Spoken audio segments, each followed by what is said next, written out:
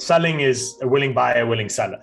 That's what selling is. Selling isn't the valuation that you have and someone's going to pay you that money. There's got to be someone or an entity out there that has a desire to buy you, and you have the desire to sell.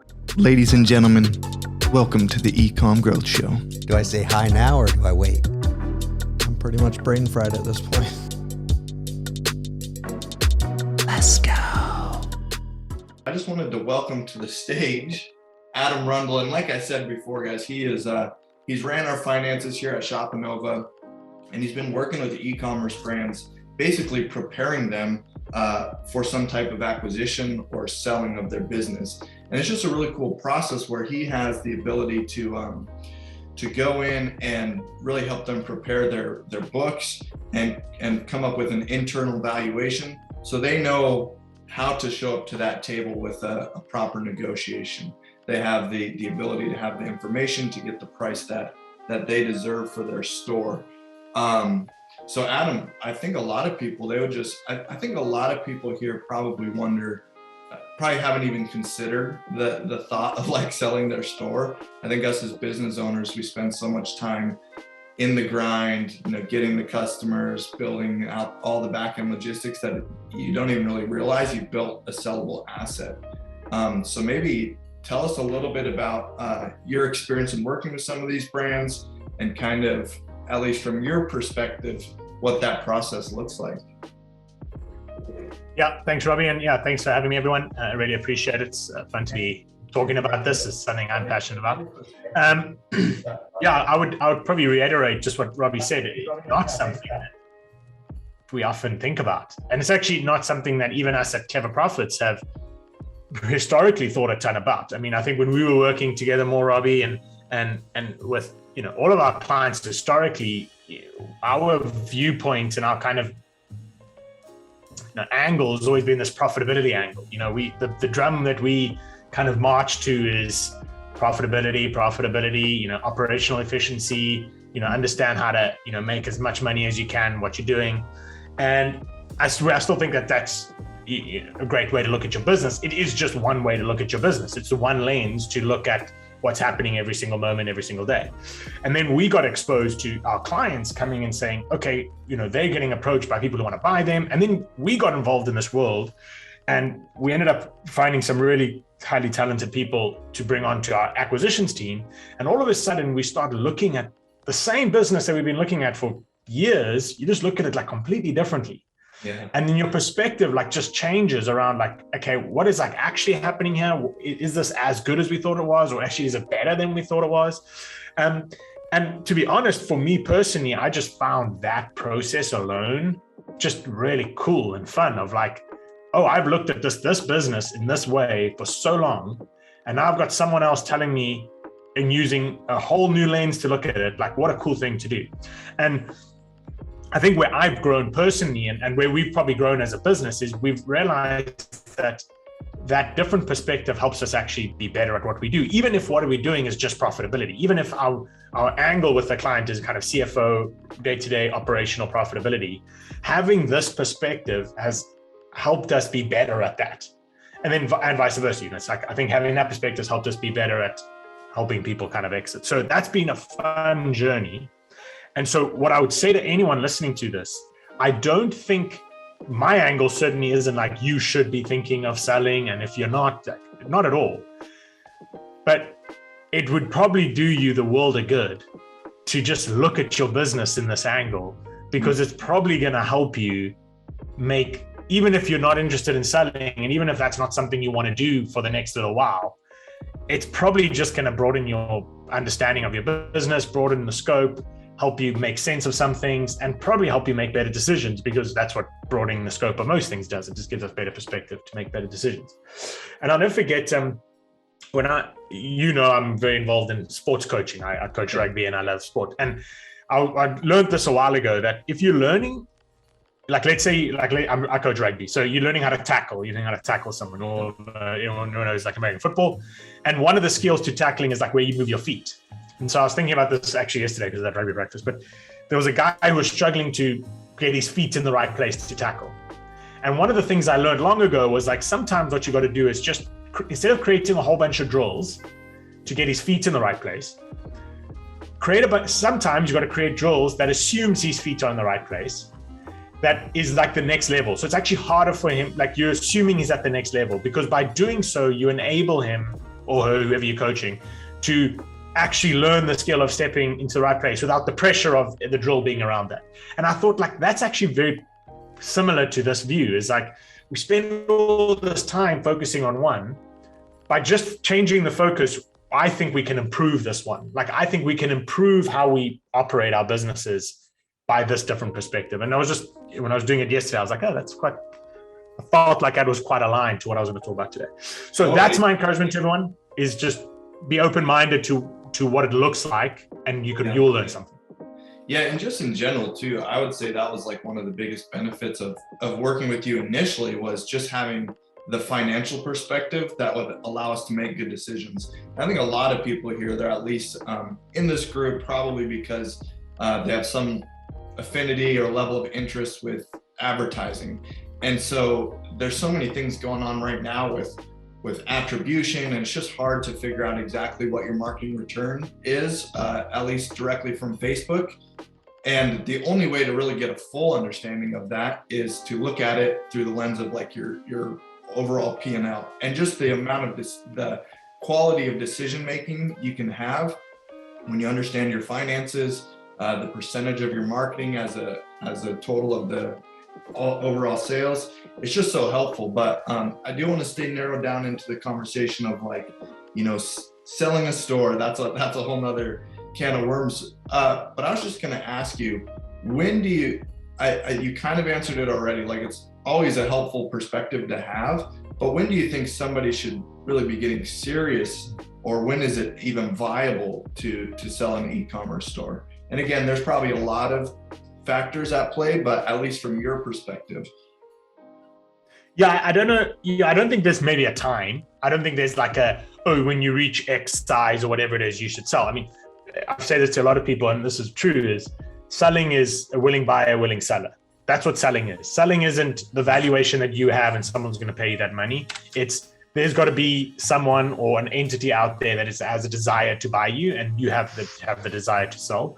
So that transaction is so subjective. I mean, you could be tiny but be very appealing to some other store because of some unique aspect you have, or you could be huge and you're appealing in different ways.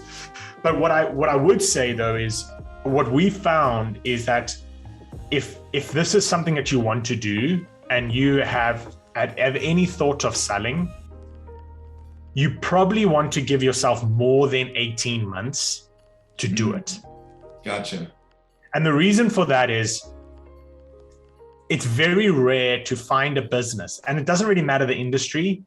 It's very rare to find a small business, because, we work with small businesses. We're not working with, 100 plus employee kind of businesses. Most businesses are probably less than 70 employees and less than $40 million a year. Like, that's like pretty, maybe big in some senses, but it's not a massive business.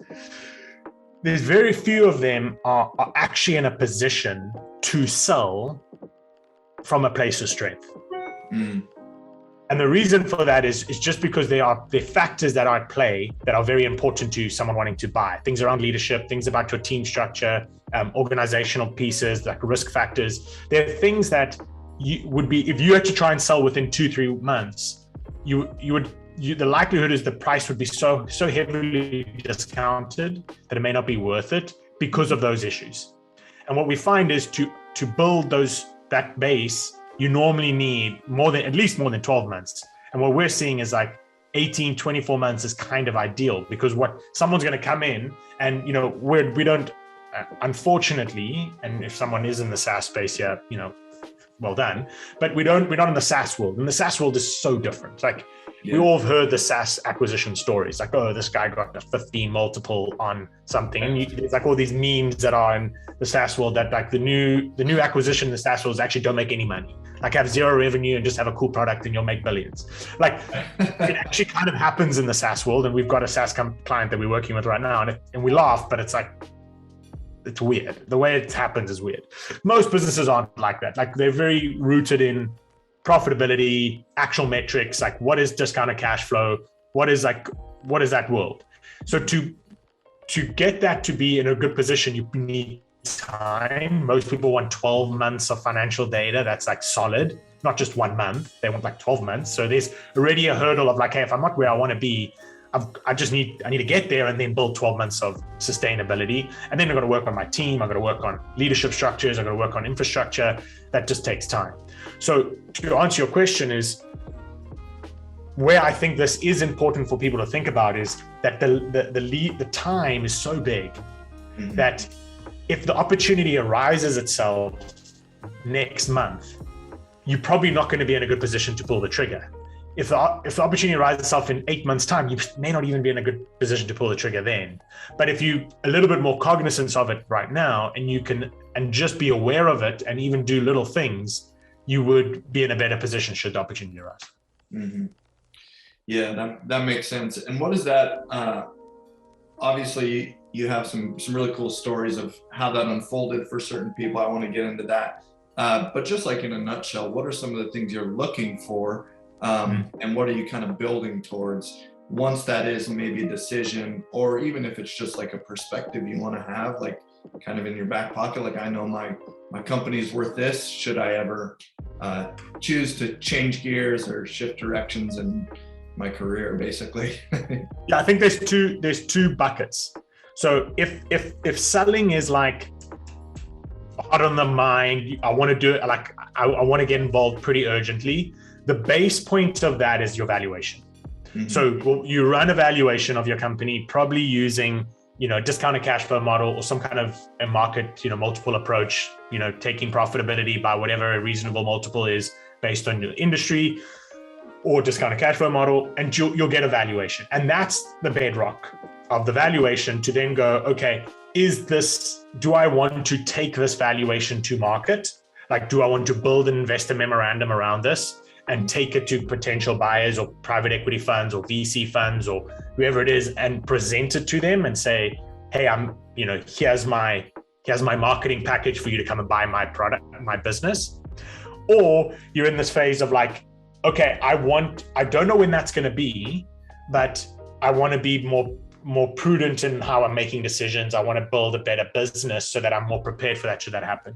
And that is then less focused on the valuation itself. And it's more focused on some of the reports that we generate from the valuation, like a performance report or a risk report that says, okay, listen, the value is X, but this is why it's X. Here are the 5 reasons of why it's down. Here are the 5 reasons of why it's up. Here are the things that people are going to discount. Here are the things that are a problem, which is essentially saying like, you go work on those and we should see a value increase and better prepared to actually create that investor memorandum and get it out there. And so if any, you could be in either one of those places. We run all the same reports wherever you are, but if you're trying to get to market pretty quickly, we're very heavy on valuation and investor memorandum. If you're not, we're like, hey, we got those things, probably not as important right now. These reports are a lot more valuable for us to build action plans. Totally, that makes sense. That makes a ton of sense. Maybe just like take us through again. I love the story. You just gave me like the 2-second version of kind of this person's experience. I think they were heading into like a real negotiation for their business, and discovered some information like shortly before the call, and ended up being a pretty. Yeah, it was a fun one. It was actually one of our one of our earlier clients who has been a client for a long time, and they got approached by someone saying, hey, we'd like to buy you, or would like to open up this conversation to buy you. They signed a letter of intent, and they kind of opened up this conversation, and they came to us and said, hey, we would like some help here. So we went in, we call it EVO, is what we call it, exit value optimizers, like our process. It's like our mechanism of building, valuations, reports, investor memorandums, all the tax plans, like all the stuff we're talking about. So we went in and we did it, and it spat out like I think it was like 9.2 million or something. I can't remember the exact number. Is what we realized is the value of the business. Like that's kind of the range they want to be in. And we never shared it with the buyers. We shared the information they asked for, like we were under NDA, so financials, org charts, little snippets of like them trying to get to understand the business. We shared all that. it's funny because one part of our acquisitions team is in South Africa. I'm South African, yet live in America. And one part, we've got an American part of our acquisitions team and a South African part. And the call was at 9 a.m. Eastern time. And at 7 a.m. Eastern time, they sent a proposal, like their starting negotiation of like, this is what we want to buy the business for. And it was like 4 million. They sent it through with like their description of why. And they clearly did it because they knew there was gonna be very little prep time, and then they were gonna come down to the conversation and like kind of hash it out. Meanwhile, we've got two pretty clever guys sitting in South Africa who've now got this and got, okay, we've got 2 hours, like, let's go. So they like ripped the thing apart in an ugly way. They went to each point and they drew the parallel to what we have done in our reports, and they pulled the reports and like put it where they've discussed that and where it's got to. Arrive at this meeting, present this. Clearly the guys trying to buy were like pretty flabbergasted, like, how did they do this quickly? Meanwhile, didn't know that these guys are sitting in South Africa and we actually had all these reports. And then the conversation goes like an hour and 45 minutes, like back and forward. And they leave the meeting with $8 million on the table. And it was just like, it was so fun to watch it actually play out in real time, of like, the work that's been done was useful. Like we could use it to show, and we didn't get to quite 9.2 and ended up not going through with the deal. But we were all pretty confident, like if we arrived at that meeting without doing that, the likelihood of getting to 8 would have been pretty hard, because it would have been a battle. We were like fighting against them, trying to discount their points, and we wouldn't have had great insight to discount their points. And so we maybe got to 5 or 6 million. And just realizing like the value of just being prepared, like by having the reports, knowing what are the risk factors, knowing what they're going to say, just allowed us to have a way more meaningful negotiation that was just, impactful for the client, because they weren't put in a box of like, oh, well, I'm only going to get 6 or 5 million for this thing. Mm-hmm. Dude, so I know people like you probably hate questions like this because everything is specific to the business you're working with and their finances and their back-end structure. Like all of that plays a role in the valuation of a company. But just curious, you mentioned like maybe there's a common multiple of profitability. So for example, if you turn this amount of profit per year, in general, you could be getting at least this much of a multiple for your business. Can we say that, can we get a ballpark figure on that for people to be able to? There's nothing I'm going to say can ever be like cast in stone, because it depends on the industry you're in. But if you're in the e-commerce space, you're probably looking at like 5 to 8 is like a pretty reasonable multiple. Wow. that you could get on EBITDA, so on profitability.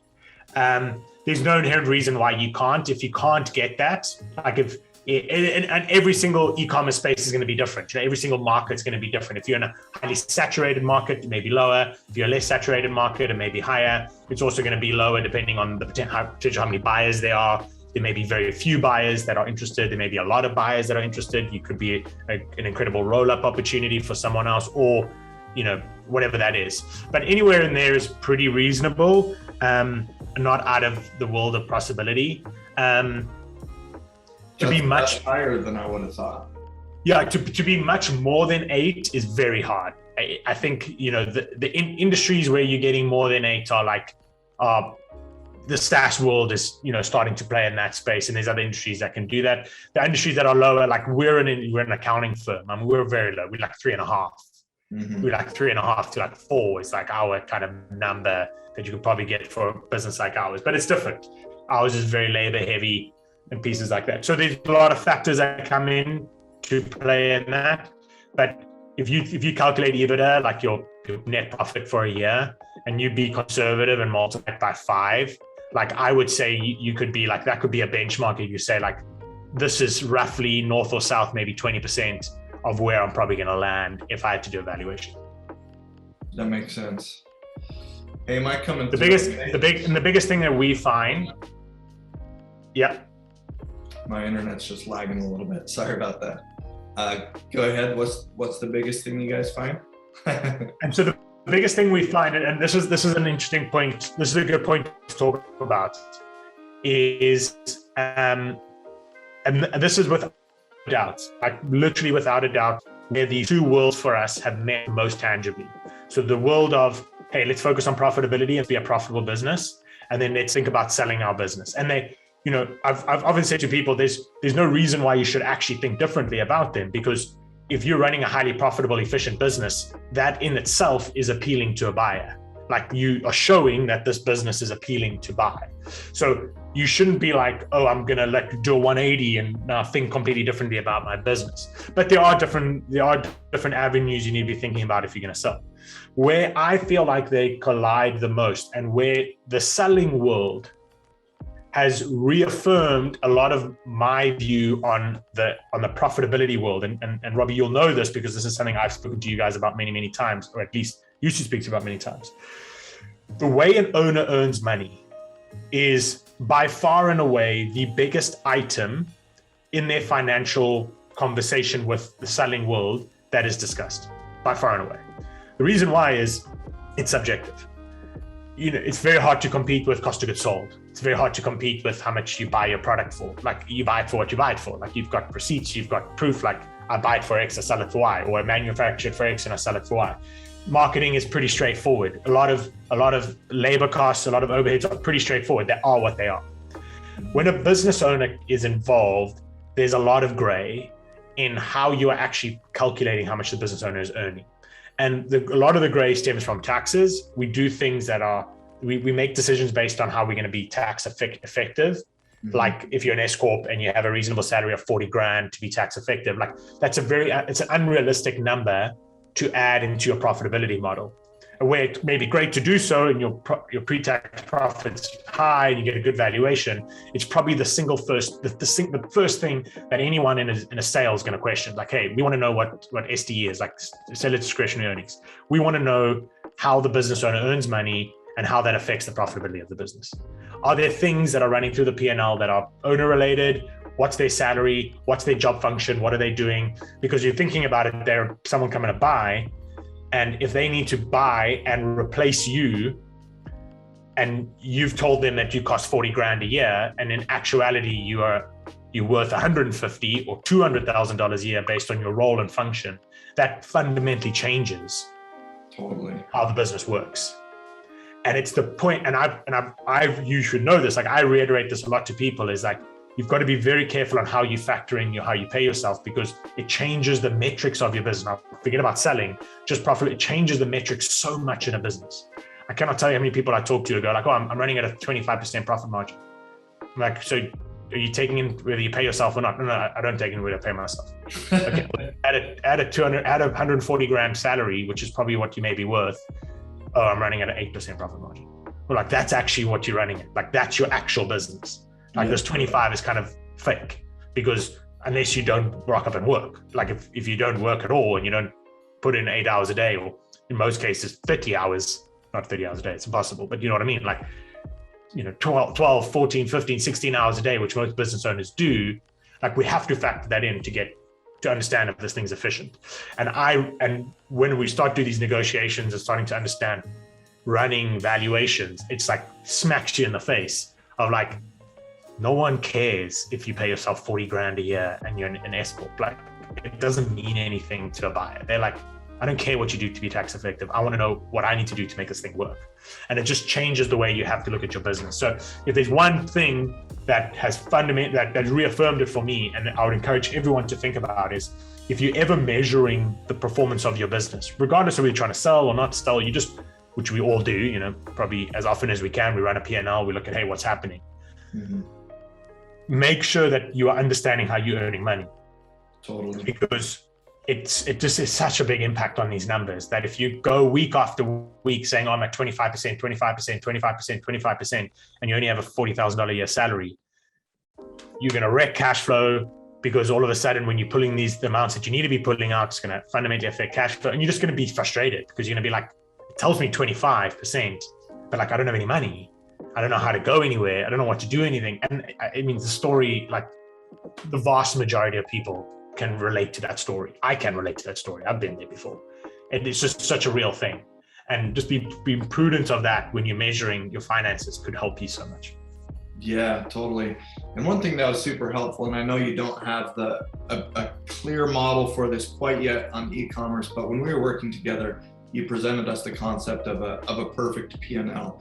And so basically on all the major expenses of our business, developing the percentages that are appropriate for our industry. For example, labor and marketing should amount to this percentage, your overhead should be this percentage, and our target is this amount of net profitability. And just having like those benchmarks, those targets, helped us make such great decisions, especially in a growth phase for our agency when we're trying to figure out where to invest our profits. Are we growing our team? Are we investing more in marketing? But I guess I know you don't have that full, like a perfect P&L for e-commerce because it has a few different nuances. You know, there's cost of goods sold, maybe heavier investments on the front end of advertising, stuff like that to get customer acquisition up and running off the ground. So I know we don't have this. I can talk a little bit into it. Yeah, so I guess at least on like the net profitability, maybe with what you've seen with the few clients that you have taken through a selling process, what are they looking for in terms of what should profitability be in regards to a percentage? Yeah, I mean, it also again loaded because you everyone's a little bit different, and the thing with e-commerce that is fundamentally different to a lot of other industries is the variability of cost of goods sold. You know, you could be selling a very low margin product and selling volume, or you could be selling an exceptionally high margin product and just selling, lower volume but making more money. So just that one variable alone actually makes it very hard to build something that is universally sound across an e-commerce conversation as opposed to like a specific e-commerce conversation. Yeah. But the principle we use is we say, your cost of goods sold is your cost of goods sold. Now there could be exercises to make that cheaper and, better suppliers, better supply chain, all that kind of stuff. We would assume, okay, your cost of goods sold are your cost of goods sold. It's like your cost to get your product is your cost to get your product. We would then calculate all our operational metrics of gross profit, which is pretty normal. So, you revenue coming in, cost of goods sold, cost of goods, whatever you have, gives you a gross profit. And then the normal metrics that we are playing with are somewhere around 10 to about 20% on client acquisition cost. And it could be 35% in some cases, it could be 5% in some cases, but it's kind of the ballpark figure is somewhere from about 10 to 20% on client acquisition cost. We're sitting at like normally at about 30% fulfillment costs. Fulfillment being like human resources of like who's like the human beings helping yourself, people that are helping you run your marketing, people that are helping you run your store, doing logistics, doing inventory control and all that kind of stuff. And then about 20% overheads. And the combination of that gets you to roughly about a 20 to 25% net profit margin on gross profit. So not on top line revenue. And that's the one that's pretty challenging is, let's say you make $1 million in your store and 50%, and you only have a 50% margin. So you're actually only making a gross profit of 500,000. And I'm saying, okay, 20% on that, which is actually only 10% on the top line revenue. And that's oftentimes you go like only 10%, like I'm only making 10%. And that's where it's hard because the cost of goods sold is such a big factor. So we say, try not to think too much about cost of goods sold from a metric standpoint. We try to think of what's your gross profit. So what money is like landing in your bank account after you've bought and sold your product? And then based on that, we want to try and get as close to 30% as our top number always, but a really good number is anywhere between 20 and 25% of that as a net profit margin. That will give you a very, very robust valuation that is very aligned to, because you're going to take that number, that EBITDA number, and you're either going to multiply it by a multiple or you're going to do a discounted cash flow model over a period of time. They normally come, depending on the hurdle rates and stuff, they come to a pretty similar valuation, normally pretty close. Like that's the number that is going to drive your valuation. And so we want to make that number as best as we can. And so that then is working on client acquisition cost, fulfillment, overheads, like how do we minimize those costs to be more efficient? So those are some of the numbers that we see. Very hard to, in some other industries, I can give you the number. I can just tell you it's X because there's no cost of goods sold. It's pretty streamlined, pretty straightforward. It's a little bit different in e-commerce space. Yeah, totally. I really love and appreciate this conversation. And I think though we're both entrepreneurs in our own rights, I think we're very different in the way that we assign importance to the different areas of business. And for me and Daniel, it's like we were so focused on the validation indicators, the survival indicators, where we're like, we're gonna at least get something, we're gonna make a business that works, we're gonna focus on sales, we're gonna focus on marketing, we're gonna focus on getting our clients results. And then one day we're going to figure out how to clean up the back end and make sense of all the finances, which probably drives a guy like you a little bit crazy too. Not really. I mean, I actually think that it's actually not too dissimilar how we run our business. We're the profitability guys, and I often say to people, we CleverProfits, like our profit margin in the last 18 months hasn't been skyrocketing. It's actually been pretty low because we've been in the same mindset. We're trying to hire people, grow a business, invest in growth and development and all that kind of stuff. There's nothing wrong with it. And I don't, and so where the perfect P&L fundamentally falls apart. So that this concept of the perfect P&L, and I actually learned it. I learned it in two places. I got the brainchild of it in two places. When I was learning to play chess when I was a kid, I'll never forget learning that there's certain pieces you actually want to put certain pieces. There's a place on the board where each piece is maximized its impact on the game, and you put your rook out, whatever it is, okay? It's almost impossible to get to that position in a game of chess because you're obviously reacting to someone else. So the likelihood of you getting your pieces into that optimum position is extremely low. It's like kind of never happens. But just understanding where they are best leveraged is fundamental to playing chess, like understanding like how to move your pieces and what's the purpose. So that was the one. And then I read Simple Numbers, Big Profits. No, on the Profit First. We've got the book Profit First, which a lot of people have read. Great book, Profit First, which is like, hey, think about things in buckets, like put X here, put Y here, put whatever it is. And so I kind of put those two thoughts together and I said, okay, well, we can build something that is aligned to the bucket system, maybe a little bit more detailed, that is literally just an indicator. Yeah. It's not the rule, it's just an indicator. It's like, this is just gonna guide us as we make decisions. Like every business is different. Everyone makes different decisions. Everyone wants to do it differently. Everyone's got different viewpoints, different outlooks, different goals and aspirations. That's fine. But like you said earlier, if you just have a guideline, you kind of know. And I often say to people, if you go to the doctor, they don't do an MRI when you walk into the doctor's office. Right. They like take your pulse. They're like, and then they ask you, how are you feeling? They like do all these preliminary things. And then they may go do an MRI. It's very similar in a business. Like you don't have time to like deep dive in every single area of your business every single week. Like you don't have time. You're trying to run a business. But if you just have some of these indicators that, it's hitting red, it's like, hey, this guy's not very good. Maybe that's the one you focus on for the next 2 weeks. Like, let's go do the MRI on this guy. And then you keep doing that process. That's just helpful to not be overwhelmed by like trying to fix everything at once, just fixing them in increments. And then you need some kind of guideline. You need some kind of like metric system that keeps you in check. So that's the one I would give you from a perfect P&L standpoint. I'd ask everyone to hold it lightly, especially around your cost of goods sold piece. But it's just helpful. Like just take them and look at them. And if your numbers are drastically out of whack on that, that's what you should go focus on. That's okay. I'm going to go spend 2 weeks and I'm going to understand why is my cost so high. And maybe it has to be so high. Maybe that's the base point and then everything else has got to change, which is normal. Or there's an opportunity for you to improve performance. Yeah, totally. Yeah. And it's so crucial, maybe not necessarily to like the validation of a business. Like you said, sometimes you just got to be a little bit messy. You got to get something up and running, but toward the long-term health of the business, the viability of the business, and especially if you want it to be an asset that you can one day sell, that's when it becomes super, super important. And I would even say for us, just having that view over our business, it was pivotal in our ability to break past a certain plateau.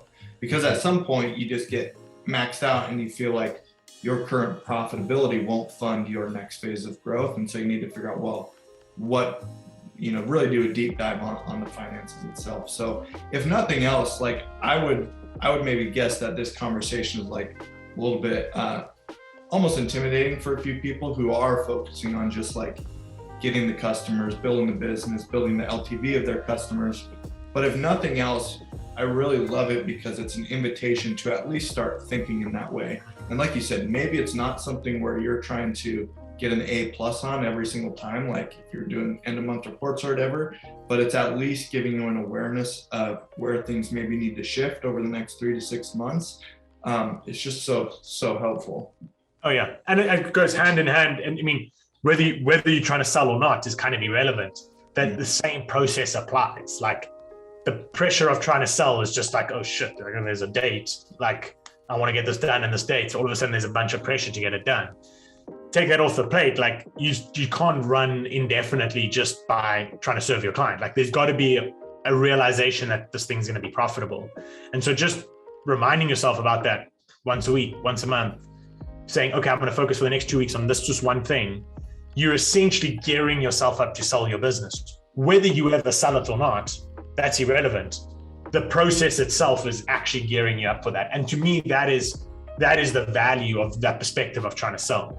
Is what it did for me and it did for us is it kind of kicked us in the back. And we're like, oh shit, like we can't just be okay with status quo. If we think about it this way, it kind of kicks something into energy like, hey, you need to be more aware of this, maybe take more action. And that's a good thing. You know, any kind of pushing in a direction, in a positive direction is good for everyone. Yeah, that's awesome. Cool, man. Well, I feel like that just gives a really good holistic picture of that whole world. I didn't see any questions coming through. I think people probably need to ponder on it a little bit, which is totally fine. I would say finance, bro. It's so boring. Trust me. Right. I know this better than anyone else in the world. There's 3 industries that no one ever wants to spend money in: doctors, lawyers, and accountants. Yeah, right. It's boring. It's just like the grudginess of the world. And so I don't get it. My encouragement to everyone is like, hopefully you're just thinking a little bit differently, and hopefully there's like a little bit of a thought like, hey, if I did think about it this way, what could that do for me? Like what maybe different decision could I make, or what system could I put into my business that could help me potentially improve performance? Yeah, totally. And I'd say too, like if you guys do come up with a question later on, drop it in the group. We'll be sure to get Adam on for round 2 if we need to. But dude, thank you so much for hopping on and just kind of sharing that process, those insights. Really appreciate it. Cool. Yeah, happy to jam anytime. It's a fun topic for me because it's what I do every day of my life. So it's fun for me. And yeah, if there's any questions from anyone, I think just let us know. We'd love to help out. Awesome. Thanks, Adam. And go play some rugby or something. I've got rugby practice in an hour and a half. We play our last game tomorrow, so hopefully it's a good one. Perfect. Well, good luck on that. We'll catch you guys later. We're going to close out the meeting and see you in the group. Cool. Cheers, Robby. Cheers.